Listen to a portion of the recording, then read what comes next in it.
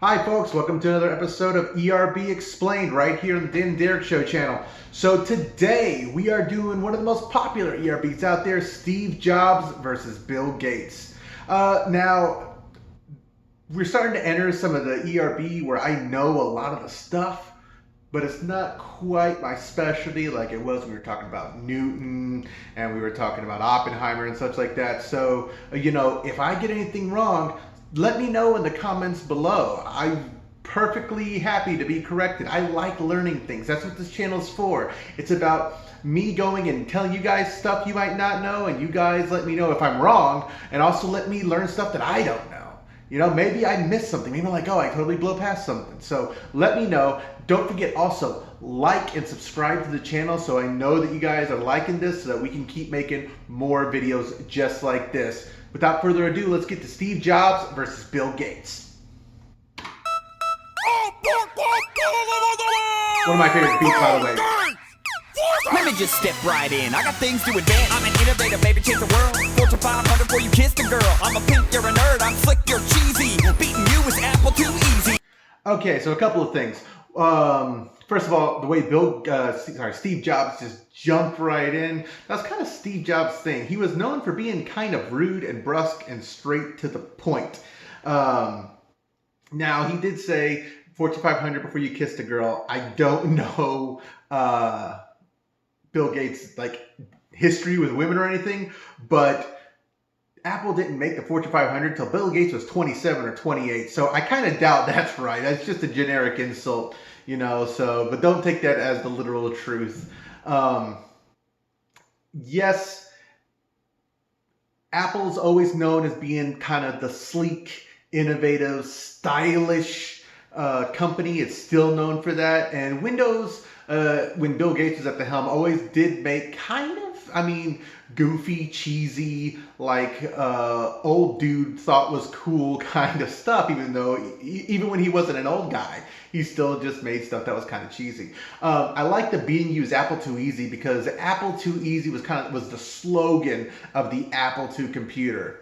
It's Apple II Easy. So I like that line a lot. I make the product that the artist chooses and the GUI that Melinda uses. I need to bring up some basic shit. Watch it in your company after you're dead. Okay, so a couple of things right there. Let's jump back for just a second. Let's see. You're cheesy. Beating you is Apple too easy. I make the product that the artist. Okay, I make the product that the artist uses. Now, a lot of people do go and use Apple for, or at least creators, whether they're YouTube artists or whether they are, whether they're film editors or whether they're photo editors or sound editors. They like the Apple environment. This, by the way, is all made on, I'm using a PC. But anyway, so yeah, that is kind of a thing. Now he said the GUI that Melinda chooses. Now that's, first of all, that's obviously like a sex joke. Ha ha ha ha. But also it leads to something that they're going to bring up later on, which is that Apple has always claimed that the Windows GUI, the graphic user interface that Windows uses, was a ripoff of the Apple system. And Bill Gates has brought up the point that Apple can claim that all they want, but in fact they both ripped off Xerox. Xerox, the Palo Alto Research Center, actually came up with the original GUI that Apple used, and then Microsoft later also cloned. And it's kind of, but then again, that's also like sitting there and saying that someone who goes and they make a picture book. Oh, look, he made a picture book too. That is, that's ripping me off. No, he decided to put pictures in his books too because he thought it was a good idea. It's okay. You don't own the format. At least that's what I feel. Whatever. Chooses and the GUI that Melinda uses. I need to bring up some basic shit. I like this one company after you're dead. So not the company part, that's pretty funny. Microsoft, obviously, But no, where part where he says, I want to bring up some basic shit. That's really funny because BASIC is a programming language, which actually is a little interesting because Steve Jobs was never known as much of a software guy. He wasn't even known as much of a hardware guy. He was more of the thinker. He was like, okay, I think we need a phone that uses touch interface. Make it. That was what he did. So, but still, it's really interesting they threw that little technology thing in there. Although they should have capitalized BASIC. props, you arrogant prick, with your second-hand jeans and your turtleneck. I'll drill a hole in the middle of your bony head with your own little spinning big ball of death. Okay, so there's one thing I'm not a huge fan about this battle. There's not much really hugely in depth to go in here. Obviously, he makes fun of the way that Bill Gates dressed. He's pretty much always was seen in a pair of jeans and a turtleneck. I mean, that was really it. That was like his day-to-day. You sit there and you see any picture or you see any expo with Bill Gates at it, or you see any interview just about, you don't ever see him in a suit and tie. You don't even see him in a t-shirt. You always see him in a turtleneck and and a pair of jeans. And that was always, I felt, the influence of he always saw himself as a beatnik, because that was kind of when he came of age.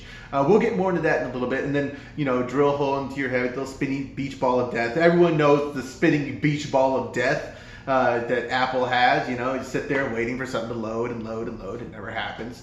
So...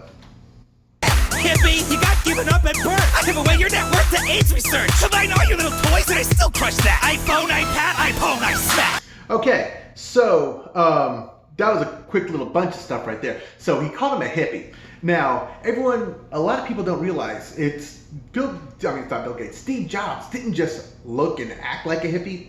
He was a hippie. He lived in a commune for a while, and his wife lived in the commune, even them at different times. It was look at Steve Jobs' life as after graduating high school and everything, and you will see someone who totally went into the whole hippie vibe. I mean, yeah, he later on become a corporate guy and everything like that, but he was never fully gave up the whole beatnik thing. Like I said, even the way he dressed was very much part of the beatniks, who were kind of a subgroup of artistic hippies, I guess you could say. Now, one interesting thing he brings up here, Steve Jobs giving away at birth.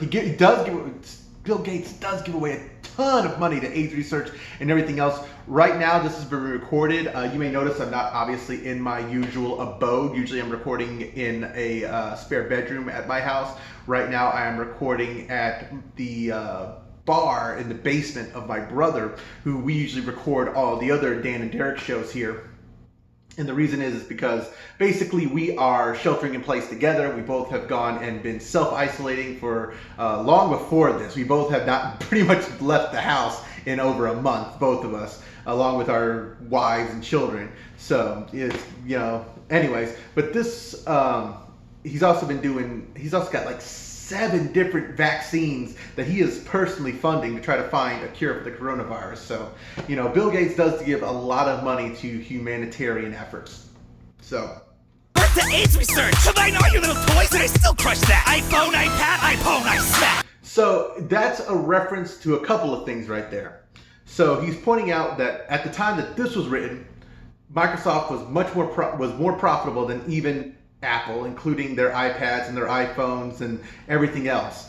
But after this was recorded, shortly, Apple took the lead and Apple was the most profitable company in the world. But now, several years after that, Microsoft's back on top. So they're kind of going back and forth. Although at this point, I think Microsoft's got a pretty comfortable lead ahead of Apple right here. So. A man uses the machines you build to sit down and pay his taxes. A man uses the machines I build to listen to the Beatles while he relaxes. So you can sit there and see they're doing an obvious riff on the PC versus Mac commercials that Mac was doing when they were first starting to really when Apple was doing when they were first starting to really get big and everything like that. And then he goes and sits there and, Windows is for stodgy people who sit around and do boring stuff like pay their taxes, which I hope the people using Apples are still paying their taxes, while, people who use Apples to sit there and relax and do creative things. So, it's kind of that's the niche that Apple has tried to build itself as the choice of the artist, so it's their marketing gig. Steve, you steal all the credit for work that other people do. Did your fat beard Wozniak write these raps for you too? That's a great line. So, like I said, Steve Jobs is always the idea guy. He was always like, man, we should go and take an iPhone and turn it into a tablet like you see on Star Trek. He was that guy. but he's not the one who designed the stuff. So Apple got started when Steve Jobs was doing whatever, and he met, I think it was Steve Wozniak was the original guy, and he invited him over, and Steve Jobs came over, and he saw what Wozniak had put together, which was the very first Apple computer. And Jobs realized, wow, this is great, and he started selling. And that's what Steve Jobs was always great at. He was always great at imagining things that people needed. He didn't know how to build the things, but he knew what people needed, and he knew how to sell the things that he had. And so that's why he became the face of Apple. But the fact is, I don't think he ever built a computer in his life. I know he consulted at least at some point. After Apple really got started, he was involved in the actual design and build of the system, but the majority of the impetus of Apple was Steve Wozniak. Ooh, everybody knows Windows bit off Apple. I triple the profits on a PC. All the people with the power to create use an Apple. And people with jobs use PC. You know, I bet they made this beat on an Apple. Nope, Fruity Loops, PC. You will never, ever catch a virus on an Apple. Well, you can still afford a doctor if you bought a... Okay, so I'm stopping it right here. So they did a couple of things here. I love this. So a lot of people weren't paying attention to what was going on in the computer world in the 90s. In the 90s, Apple was in a lot of trouble. Matter of fact, I think it might have been the early 2000s. My timeline's a little wonky right there. But Apple was in a lot of trouble. They were in danger, actually, of not having enough liquidity, enough cash on hand to actually continue operation. And Bill Gates bailed them out. For a while, Microsoft had a loan out there. For the most part, Microsoft owned a part of Apple for a while there because Apple couldn't operate otherwise. And that is actually a very famous press conference right here. Steve Jobs came out and was talking about the problems, and he brought in Bill Gates to sit there and show them that he was coming in or riding in to save the day. And actually, Bill Gates got booed by the audience, who was full of Apple employees and fans and everything. But you know, the fact is, Apple right now probably would not exist without Bill Gates and Microsoft. It just would be gone. It'd be a memory. Oh, do you remember Apples? Yeah, I remember using them in school and everything. They were cool. But then they went out of business, you know? So all you people who are hardcore Apple guys who won't have anything to do with Microsoft, just realize that you wouldn't be using your Apple stuff if it weren't for Microsoft. Now, let's back up a bit. Ooh, everybody knows Windows bit off Apple. So Windows bit off Apple. First of all, that's obviously a whole thing. They use a rap slang, bit off for steal and everything like that. Also bit off an apple, like the fruit and everything, ha ha ha. But it's also the whole thing about them saying that Microsoft stole the design for their GUI system from Apple. But as Bill Gates says, I didn't steal it from Apple, I stole it from Xerox. Oh, so did Steve Jobs. You know, it was both of them who sat there and copied Xerox's graphic user interface for how they went and built stuff. So, Apple. I triple the profits on a PC. All the people with the power to create use an Apple. And people with jobs use... Okay, so he tripled the profits on a PC. And that's because there were personal computers out before Microsoft came along. When Microsoft came along with MS-DOS, it changed the game. Because now you had a universal operating system. One that didn't have to go, because Apple wouldn't put their operating systems on anything that didn't go on their hardware. They wrote their operating system for their hardware. Microsoft says, no, we're not going to do that. We're not going to go and sit there and get in the hardware business unless we have to. We are going to go and make software, and we're going to write the part that runs the computer. And so whereas Apple had to rely on Apple computers, Microsoft could partner with Intel, they could partner with IBM, they could partner with HP, they could partner with anyone they wanted, Dell, to go and to write their operating system, put it on there. And so obviously when you could go and sit there and you wouldn't have to worry about, oh, if I sit there and when you have a whole bunch of manufacturers churning out a product with the same software on it, then that becomes kind of, you know, those, you flood the market with those and everyone's like, oh, well, everyone's using this. And then when you look at Apple and it's different operating system, you're like, I'm not going to sit there and use that different system. There's no reason to use that. So now this is once again the whole thing. Oh, people with Go, you know, sit there and artists use Apples and people with jobs use PC. Once again, it's all just marketing shtick. That's all just marketing shtick from both sides. PC. You know, I bet they made this beat on an Apple. Nope, Fruity Loops, PC. I kind of find that hilarious that they sat there and they kind of did that whole thing like, oh, this is good. Even this beat was made on an Apple. It's like, no, this beat was actually made on Fruity Loops on a PC, and it's just kind of their own inside joke. I just like that. That was funny. You will never, ever catch a virus on an apple. Well, you can still afford a doctor if you bought a PC. Okay, so there's a couple of things right there. So you'll never ever catch a virus on an Apple. That is not true.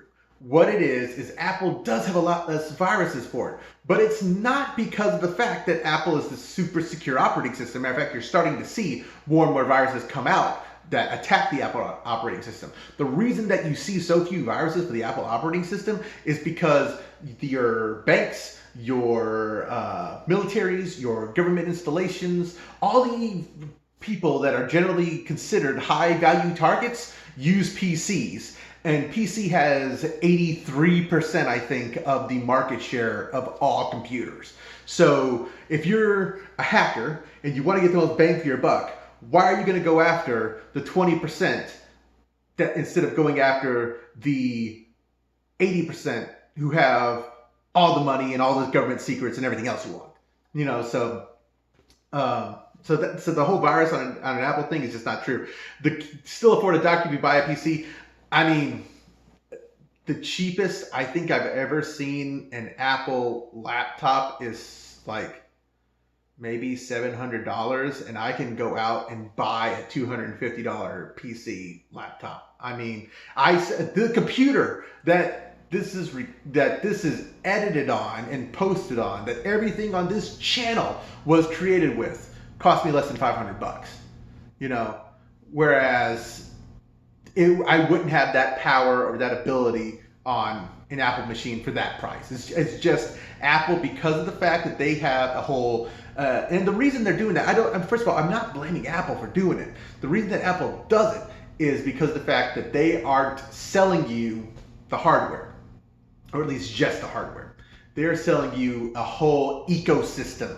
They're selling you a Apple computer that works with your iPad, that works with your iPhone, that works with all of this proprietary software, that they have all these features and everything else in. You know, so and part of it's just the fact that it's got that Apple logo on it.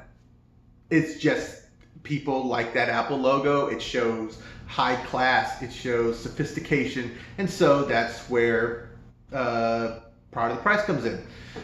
So now let's go to the Let's talk about doctors. I've seen a few because I got a PC, but it wasn't from you. I built a legacy, son. You can never stop it. Now excuse me while I turn heaven a profit.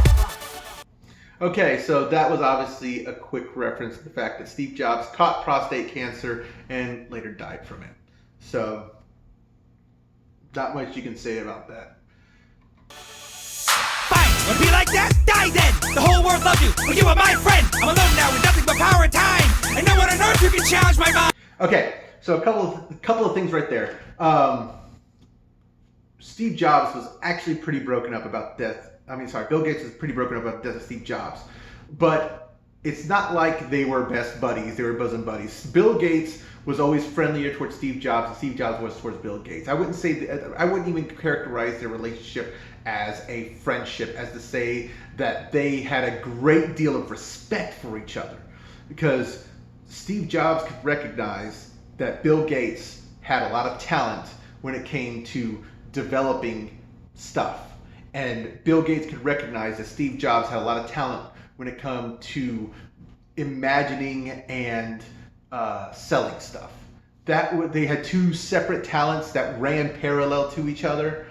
And so they had at first it was a really nasty, they worked together okay at first. They were somewhat friendly, but then it got to be kind of nasty rivalry for a couple of decades there. And then in the last decade or so before Steve Jobs eventually died, they got to be at least on friendlier terms. I don't think they could characterize it as friends. I guess you'd have to ask Bill Gates about that. I don't have privileged information on their texts and phone calls and everything, but from everything that I've seen, they had a friendly rivalry at the end, and they had a great deal of respect for each other. Now, this whole thing here is kind of just setting up the end. Bill Gates is a very smart guy. not the smartest guy in the world, but he is a very intelligent guy. And with that much money, you know, if he really wanted to, he could go and do stuff. But the fact is Bill Gates is very much a humanitarian, and he is very much a philanthropist, and is dedicating a lot of his money and time and intelligence to trying to make the world a better place. Whether you agree with his methods or not, and you agree with the causes he supports or not, because I do realize that some of them are, you know, charged for cultural stuff and everything like that. He at least he is trying. You can't say anything about that. So let's go on to the next part. I'm a boss, I own DOS. Your future is my design. I'm a god, own Xbox. Now there's no one to stop me, the world is mine. Okay, obviously, like, a lot of this is just the fact they're trying to go and sit there and, you know, setting up the next verse, which is really cool and everything. But the own DOS part is interesting because a lot of people think that Bill Gates made DOS. He didn't. Bill Gates bought DOS. This guy sat there and says, "Hey, I got something I want to show you," and he showed him the DOS. And Bill Gates looked at it and says, "That's great. I'll buy it for you for $100." The guy said, "Deal."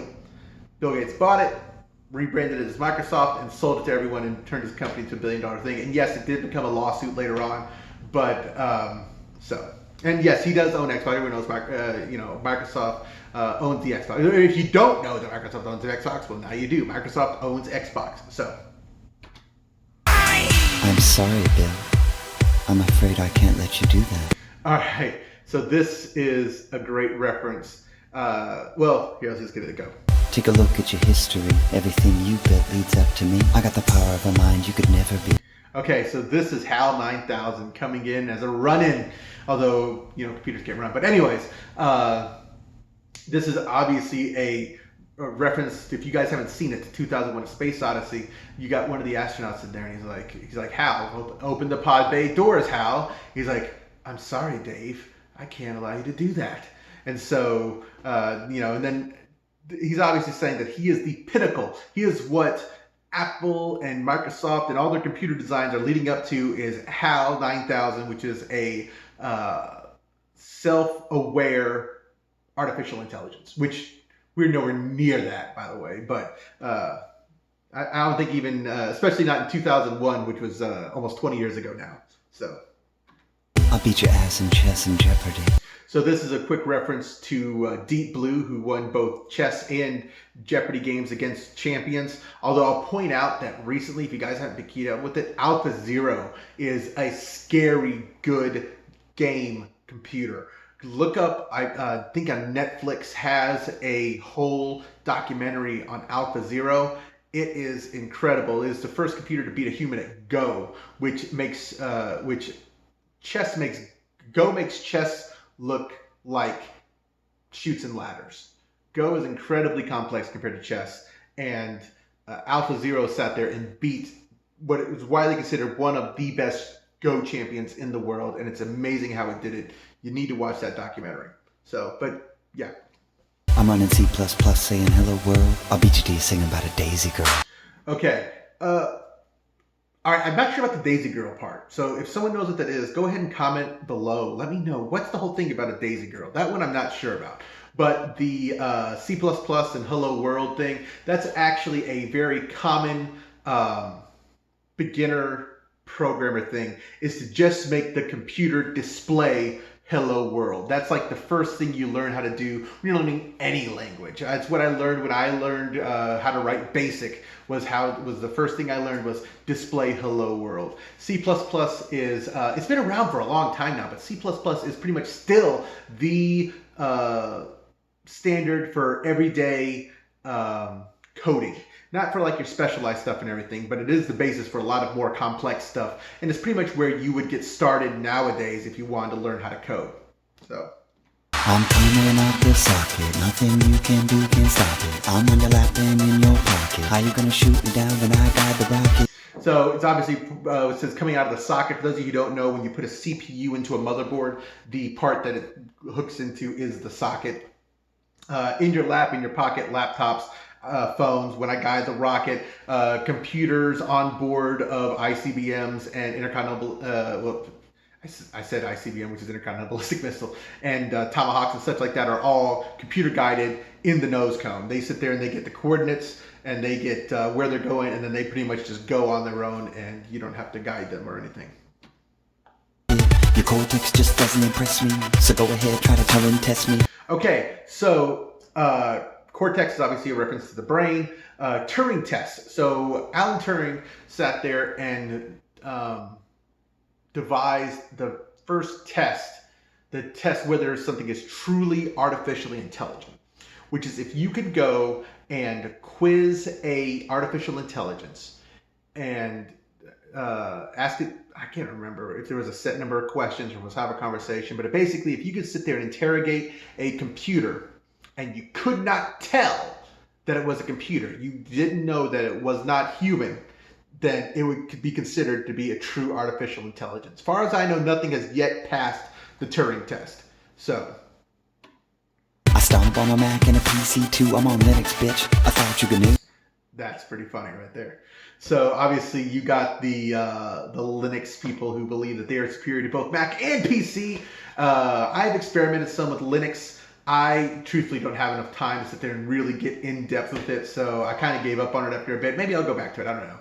GNU is basically the kernel, the main center part of Linux that most of the, might be all, but I'm pretty sure it's just most. I'm pretty sure there's other kernels out there besides GNU, but that Linux runs off of and sits there and forms the basis of how you code into it and everything else like that. So Linux does give you a lot more control than a PC or a Mac because nothing's locked down. You can pretty much go into Linux and change anything you want so long as you know how to write in code.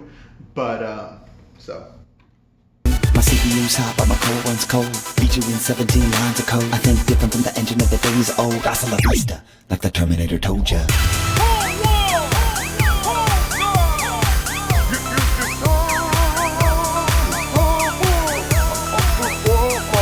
I just like to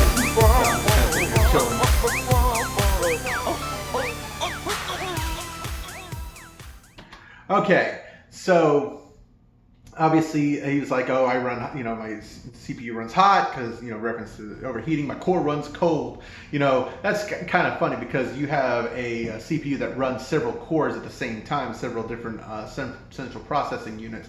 Although now most of them have evolved into more advanced than what they had at the time this was made. But it's just kind of like a reference, like I'm cold-hearted, but in actual, it's a computer. But anyways, beat you in 17 lines of code. I knew that reference, but I am actually forgetting it right now. And then obviously a quick reference to the Terminator right there, hasta la vista, which is, because if you watch Terminator 2, or even Terminator 3, you had computer AI become sentient, and then it goes and ends the world and starts trying to exterminate humanity. So, all right, guys, that is it. That is Epic Rap Battles of History, Steve Jobs versus Bill Gates. Let me know what you thought. Let me know who you thought won. Comment below with anything that I got wrong, anything that I missed. If you know what that Daisy Girl reference is, go ahead and let me know about that. That's really kind of bugging me. That's always bugging me about this. I haven't been able to really find anything on it. And I'll see you guys around next time. Thanks a lot. Don't forget to watch our other shows. Have a good rest of the day.